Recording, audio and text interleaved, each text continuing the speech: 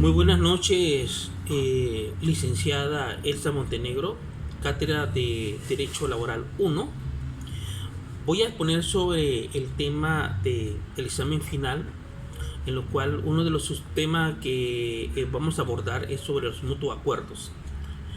En compañía y representando al grupo integrado por Laureano Chuna y Daira Pinzón, voy a ponerle ante todo lo que conlleva a la génesis de esto lo que se ha llevado. El marco jurídico primeramente empezó con la normativa en la pandemia laboral. Esto ya se estableció que para hacer una énfasis a dónde nos queremos llevar, vamos a establecer el marco jurídico. En la resolución del gabinete del número 11 del 13 de marzo de 2020 se declaró el estado de emergencia con base a la ley 22 de 2006, el artículo 79 sobre las contrataciones públicas. ¿Qué sucede en esto? Pues en esto el Ejecutivo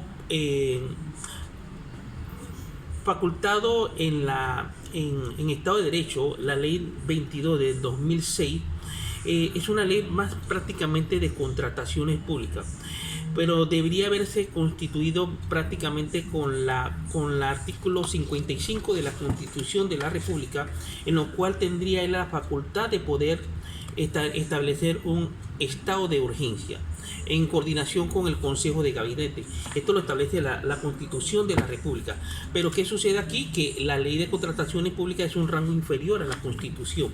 Por eso considero yo que en este caso pues el Ejecutivo comenzó a establecer una serie de decretos, estableció después el decreto 500, en lo cual ordena el cierre de las empresas, comenzó con el decreto 505, en lo cual se establecía los toques de queda, cada vez se iba restringiendo más la movilidad de la ciudadanía.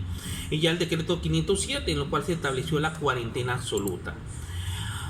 Viendo el Ejecutivo que los índices de infecciones iban empezando a mejorar, entonces se estableció una estrategia de ruta hacia la nueva normalidad. ¿Qué consistió eso? Que el Ejecutivo estableció 6 bloques en lo cual se iba abriendo las empresas paulatinamente. En el bloque 1 comenzó con la apertura de algunas empresas, en lo cual era mantenimiento, situaciones pormenores, talleres, en fin, hasta que el 29 de mayo se levanta las restricciones de movilidad, que fue a partir del 1 de junio. Pero ¿qué sucede? Comenzaron a aumentar los casos de índice de infección por el COVID, por lo cual se estableció otra vez la restricción de la normalidad por sexo y cédula a partir del 8 de junio. Entonces, viendo esta normativa, nos vamos a ir poco a poco yendo en la génesis. La legislación laboral en Panamá se estableció en algunos rubros: los teletrabajos, la suspensión de contratos, reducción de jornadas laborales, y luego comenzó lo que es la mesa tripartita para el diálogo por la economía y el desarrollo laboral. Ahora bien, en la suspensión de contratos, comenzó con el decreto número 81 del 20 de marzo del 2020, en lo cual reglamenta en el numeral 8 del artículo 199 del Código de Trabajo, en lo cual por caso fortuito o fuerza mayor se podría establecer la suspensión. En la pandemia, el estado de emergencia nacional, como el caso fortuito fuerza mayor, aplica a todas las empresas que estaban cerradas en ese momento y deberían ser autorizadas por el Mitradet. Esto no implicaba la terminación ni afectaba la antigüedad, ni tampoco acarrea un reintegro de las condiciones laborales. Ahora bien, ¿qué sucede sobre este decreto 81 de suspensión? El trabajo suspendido en ese momento, pues era beneficiario. El Estado corría por un subsidio que era lo que se llamó el bono solidario o vale digital, y el cierre de forma distinta implicaba el pago de salarios a los trabajadores. El impedir de reintegro, muy ojo, el impedir el reintegro al día siguiente con unidad de estado de emergencia era considerado como un despido verbal o injustificado, según lo establecía el decreto 81. El procedimiento para solicitar la suspensión se establecía como un requisito adicional, ya sea una notificación distinta y un silencio administrativo no contemplado en el Código de Trabajo. Más bien, el artículo 159 del Código de Trabajo establece que el salario pactado no podría ser reducido en ninguna circunstancia, ni aún mediante consentimiento del trabajador. Pero ¿qué sucede aquí?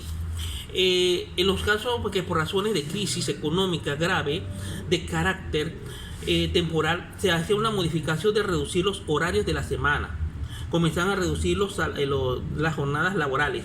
Entonces esto actúa como una dualidad, en lo cual el Código de Trabajo dice que no se debería modificar estos tipos de los salarios. En tales circunstancias, el Estado aunaría esfuerzos con los trabajadores y el empleador a fin de disminuir los efectos de la crisis. Lamentablemente, se puede concluir que para estos efectos la normativa general era aplicable durante la pandemia en base a la expedición de decretos ejecutivos afectando el Estado de Derecho. Se establece que en la Constitución dice que se podría establecer el Estado de Derecho, pero ¿qué sucede? Se violaba la Constitución, se disminuía la movilidad, los juzgados o tribunales superiores estaban suspendidos, cuando la Constitución establece que la justicia es ininterrumpida. La aprobación del teletrabajo ayudó bastante a los puestos de trabajo y eso ayudó un poco a la economía. La suspensión y reducción de jornada ha precarizado las condiciones laborales de los trabajadores, aumentando un poco más el desempleo. Considero yo que la figura del trabajo de suspensión desnaturalizó, permitiendo la reducción de jornada y de labores. Bien, ahondando en el tema y haciendo una recapitulación de lo que yo he hablado. Bien, una empresa X hace una notificación de las personas que estaban suspendidas en los trabajos. Lo que tenía que mandar las empresas al Ministerio de Trabajo era el memorial de la empresa, el listado de los trabajadores, la planilla en la cual está establecido los trabajadores, el aviso de operaciones y la idoneidad de la afectación económica. Entrado esto al Ministerio de Trabajo, ya firmado por el Ministerio de Trabajo, entonces se establecía la suspensión de los trabajadores. Ahora bien, una vez suspendido, ya a través de la persona podría tener en su base de datos ver la constancia de estatus de laborales, en lo cual ya el Ministerio de Trabajo ya establecía la persona, en lo cual ya tenía su estatus de suspensión de labores, contrato suspendido con su código QR. Con esto tenía una excepción para las movilidades. La otra parte, ya cuando ya la empresa que ya terminó y ya se terminó el decreto para la suspensión de labores, entonces se establece la certificación de contratos laborales, en lo cual ya uno en la página web ya podría ver de que ya la empresa ya se habría levantado el contrato suspendido, pero también otra cosa, que ya el bono también tendría que ser suspendido. Ahora, algunas personas ya entrando a sus labores, pues la empresa, debido a su situación económica, a su crisis, tenía que tomar una decisión con respecto a la precaria situación de que algunos alquileres no se lograron establecer. La luz venía igual, tenía que pagarse cable, el agua, el consumo del alquiler, los sistemas operativos, el internet, en fin. Pero ¿qué sucede? La empresa tuvo que ver cómo reducía su cantidad de personal para tratar de solventar su crisis empresarial. Una de las causas es por el mutuo acuerdo. El mutuo acuerdo está establecido en el Código de Trabajo. En el 210, en numeral 1, que por consentimiento de trabajo termina por mutuo acuerdo, por mutuo consentimiento, siempre que conste por escrito y no implique la renuncia de su derecho. Los derechos son inalienables. Pocas palabras, una empresa que quería votar a su despedir, por decirlo así, mejor el término, a un empleador tendría que tener un consentimiento. El de rojo explicó un esquema de un mutuo consentimiento, en lo cual las generalidades básicas, como decir un libelo, tendrían que tener las características de la empresa, del trabajador. Tendría que también establecer, de acuerdo a la ley 157 muy en cuenta tomar la ley 157 del 2000, y en lo cual el leído tiene que estar presente la parte de la propuesta del mutuo acuerdo establecido en algunos y acuerdos. Entre los acuerdos que las partes establecían de acuerdo al Código de Trabajo, el artículo 210 establecido y el numeral 1, que lo acabo de leer, en el Código de Trabajo, establecían las pautas, en lo cual el trabajador se le dará sus derechos, sus vacaciones proporcionales, 13º mes, prima antigüedad, indemnización.